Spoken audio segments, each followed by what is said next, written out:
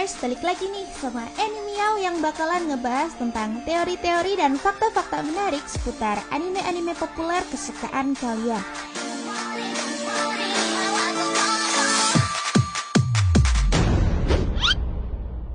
Nah, kali ini Miao bakalan ngomongin soal 9 Hashira terkuat yang ada di Demon Slayer.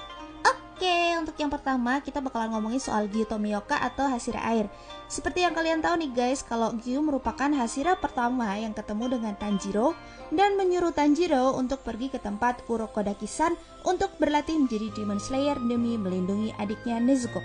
Nah, tahu nggak nih guys, kalau ternyata Gyu memiliki latar belakang yang hampir mirip dengan Tanjiro, maka dari itu dia bisa merasakan simpati atas apa yang terjadi dengan Tanjiro. Nah, yang kedua adalah Kocho Shinobu atau Hashira serangga. Kocho merupakan Hashira yang baik dan pintar di bidang pengobatan.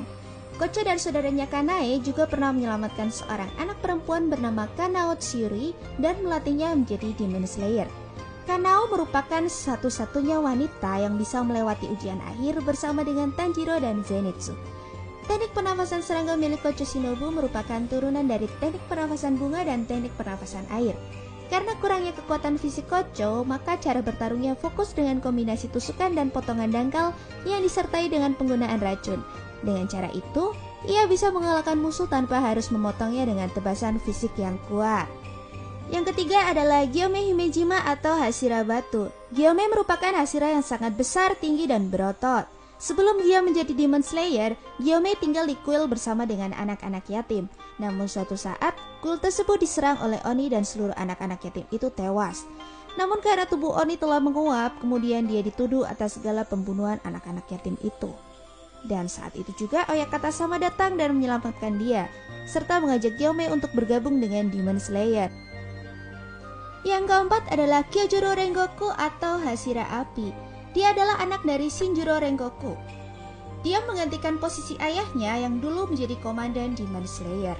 Kyojuro juga menggunakan teknik pernafasan api yang membuat dia sangat mungkin untuk mengeluarkan api di setiap serangannya melawan Oni. Yang kelima adalah Mitsuri Kanroji atau Hashira cinta. Mitsuri merupakan Hashira yang terlahir dengan kekuatan yang tidak wajar dan rambut pink yang aneh. Hal ini juga yang membuat dia menjadi tidak bisa menikah, dan dia pun berusaha keras untuk dapat berbaur dan menyembunyikan keanehannya. Tapi akhirnya dia memutuskan untuk tidak lagi menutupi keanehannya dan bergabung dengan Demon Slayer. Mitsuri merupakan salah satu karakter terkuat yang ada di Demon Slayer. Cara bertarung Mitsuri juga menggunakan berbagai macam gaya akrobatik yang tidak bisa ditiru oleh orang lain. Yang keenam adalah Tengen Usui atau Hashira suara. Usui adalah pria besar yang berotot dengan kecenderungan aneh. Dia ingin selalu tampil mencolok dan memukau. Usui tumbuh di keluarga shinobi dan dia terlatih sebagai seorang shinobi.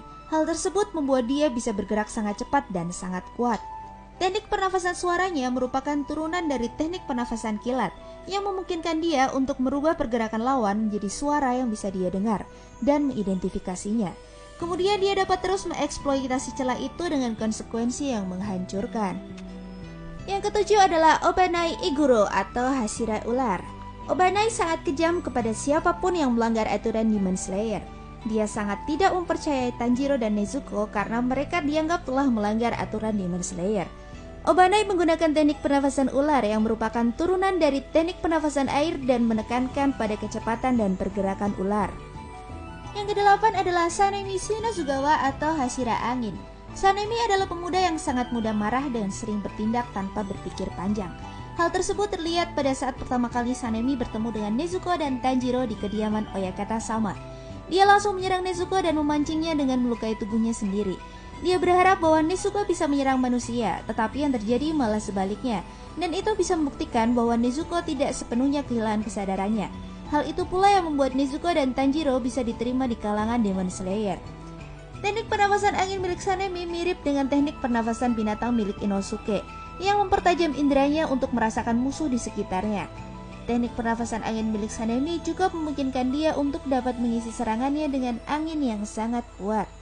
Yang terakhir adalah Muichiro Tokito atau Hashira kabut. Dia adalah Hashira yang selalu memandangi langit dan melihat awan. Dia juga merupakan Hashira yang mudah lupa dan tidak fokus. Tapi ketika dia menghadapi pertarungan serius, dia merupakan petarung yang sangat kuat. Teknik pernafasan kabut milik Muichiro merupakan turunan dari teknik pernafasan angin, dan kemampuan berpedangnya pun sangat tinggi. Teknik ini sangat mirip dengan seni bela diri Jepang yaitu Iaido. Oke, itu tadi adalah 9 hashira terkuat yang ada di Demon Slayer.